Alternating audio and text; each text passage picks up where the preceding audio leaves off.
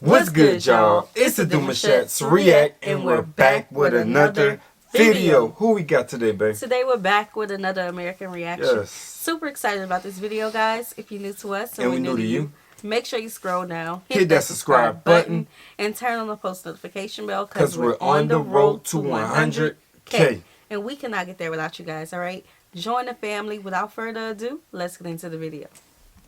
When the U.S. Census Bureau released the American Community Survey in 2019, they found a very interesting feat among its median household income amongst its population. Filipino Americans emerged to become the second highest earners amongst every Asian American race around the nation of the United States, registering incomes of about 100,000 US dollars, a figure that almost doubles that of white Americans, whereas they had only $65,000 in median household income. The same data. Man, hey, off their back, I just thought about it. You gotta surround yourself around people that's gonna celebrate you because you're doing well, not be mad at you because you're one of the top ones doing well. You know what I'm saying? And I'm proud of them. The Filipinos doing their thing. Right. I mean, they're over a lot of people. But hey, we ain't gonna be mad at them for that. And I like that you made that video because we reacted to another video of this type. It was another country, another set of immigrants in America, and they were comparing it to Black Americans. And I strongly dislike when videos are behind the video as a person, when people project their biases, because what do we have to do with it? Our historical situations in this country has nothing to do with any immigrant. So I absolutely despise when people do that, because it projects your prejudice. Like, hey, 100. this immigrant group is doing better than your people. Two different situations going on, okay? Yeah. And don't act like my people not in the top 1%, because at least we got some. 100%. And not to talk bad about nobody. It's just I just don't like that. No, I feel like that's it. That's all. Has shown that they are far ahead of all other races, whether they are Chinese American, Japanese American, and so on. They are only behind Indian Americans, which stand as the highest group in the study the U.S. Census Bureau had done so far. In all honesty, this has been quite a shocking figure. Filipinos, compared to other race groups, often come from nations with lower economic levels compared to their counterpart races, with less access to better education. Yet they have strived to come out on top, to become such a figure among Asian Americans. So how could Filipino Americans become such a leading figure in the world's richest nation? How did they even triumph over the largest population group, which is white Americans? Well, to answer all these, we must first take a look back at history. What drove Filipinos to sail and fly towards the United States, and how they fought through difficulties to arrive at where they sit today. Around the 16th century, Asians, particularly Filipino sailors, emerged as the first ever Asians to have arrived and immigrated to the United States. One that is to many quite shocking, as documents or historians alike tend to debate upon. Yet the oldest documentation found that these Filipinos had arrived around the October of 1587 and had an official permanent migration in 1763. This surpasses all other documentation of any other Asians having been found to arrive in North America. This wave of immigration, as they call it, had consistently then emerged since the official documentation that has been found. More so, however, the largest and most significant that enlarged the community of Filipinos in America had been done in the 20th century. This was the time when the Philippines was a territory of the United States, and Filipinos were not restricted from immigration to the U.S. as indicated by the Immigration Act of 1917.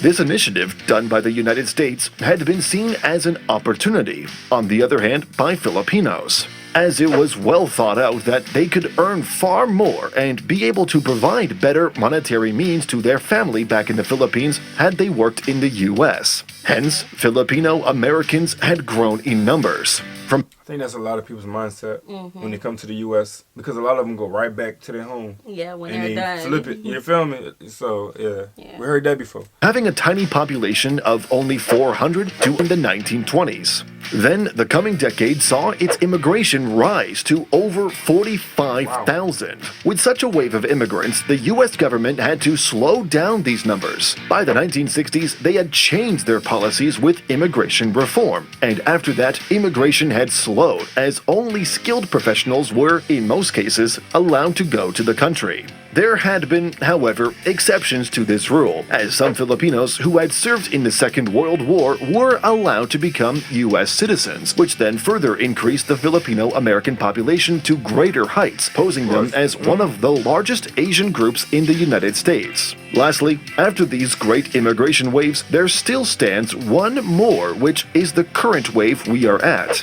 After the Immigration and Nationality Act of 1965, which gave the option to have family reunification by providing visas to Filipinos or other groups to invite their families to the U.S. This wave enabled the Filipinos to become the largest source of legal immigrants to the United States from Asia. The majority of them were known to be Filipino nurses and had helped reduce the shortages in medical fields. This Shout out to Joe Carter for giving us that information on his comedy show. Yeah, his mom.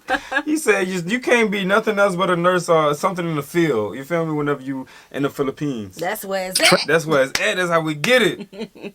trend in Filipinos in the medical studies as immigrants would rise and become one of the most important factors to the U.S. as they would become one of the largest groups working in the field. Today, there are approximately 4.2 million Filipinos in the U.S., either through their ancestry or recent immigrants. The majority of them today now are regarded as skilled people. This imposes the question we needed answers for. It is because around the 1930s to 1960s, with the immigration reform, the U.S. had only allowed skilled laborers. Hence, this helped push that selective groups of people who can actually perform for the United States country. Hence, one of the many reasons why Filipinos have become so rich is that they were selective people. Selective people who are amongst the top of the ladder in the Philippines population were doctors, nurses, engineers, and so on. This is one of the reasons why we presumably think that there had been a lack of professional people in the country, as they had left the mainland to seek better opportunities.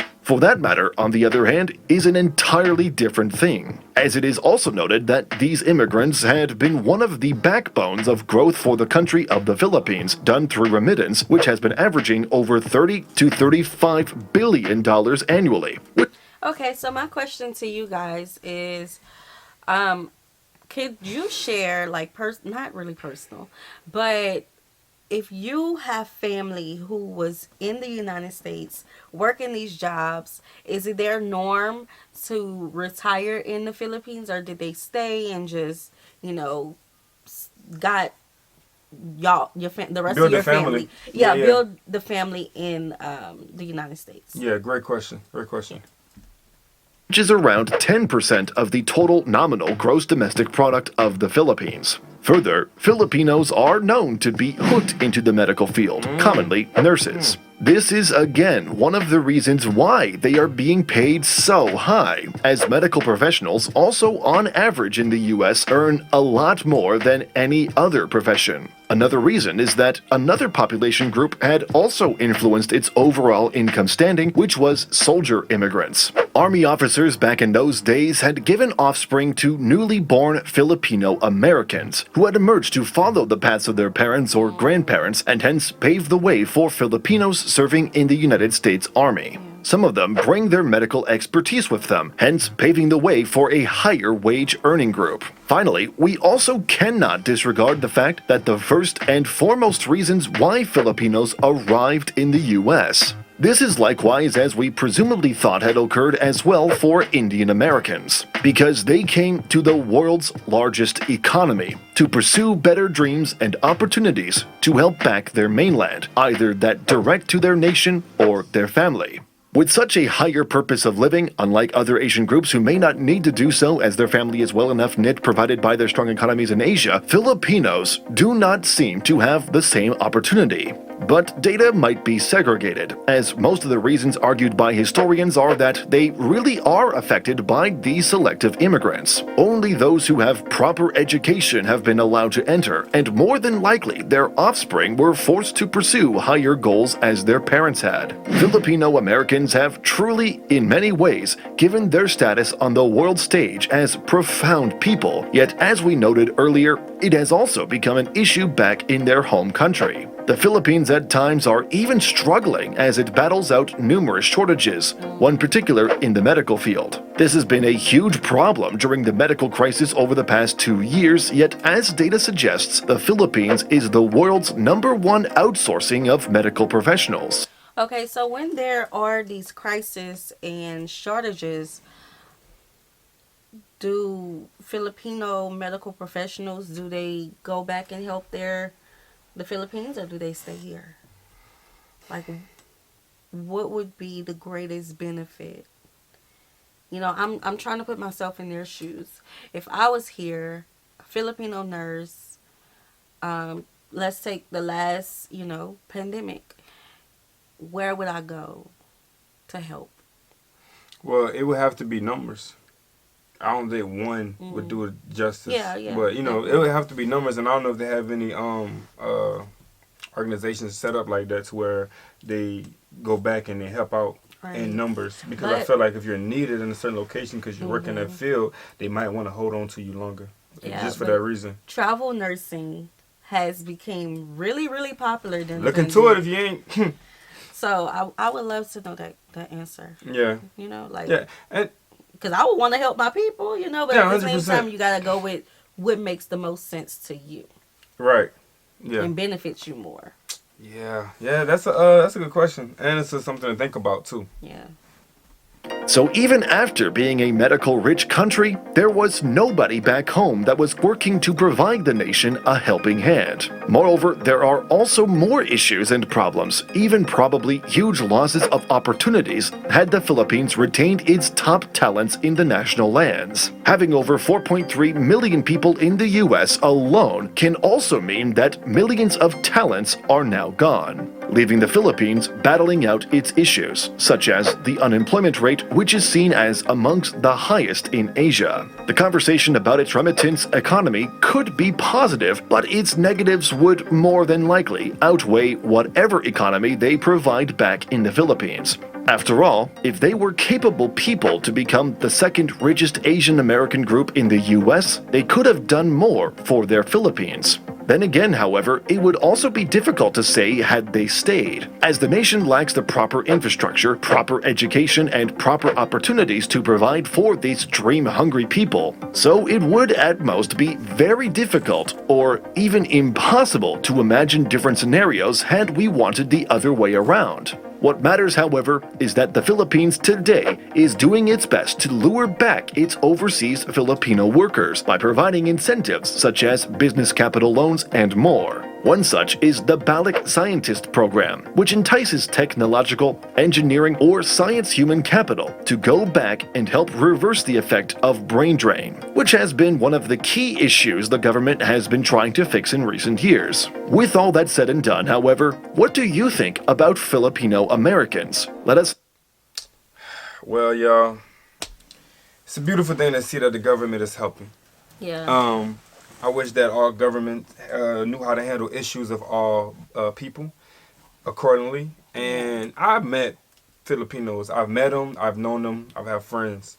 And I've never had an issue with them. You know what I'm saying? And if they were standoffish, it's because I've noticed how focused they are on what they want to get done. You know what I'm saying? They're ready to go up that ladder and just be finished with the success goal that they're trying to hit. So yeah, over that, like overall, they vibe, bro. They cool people.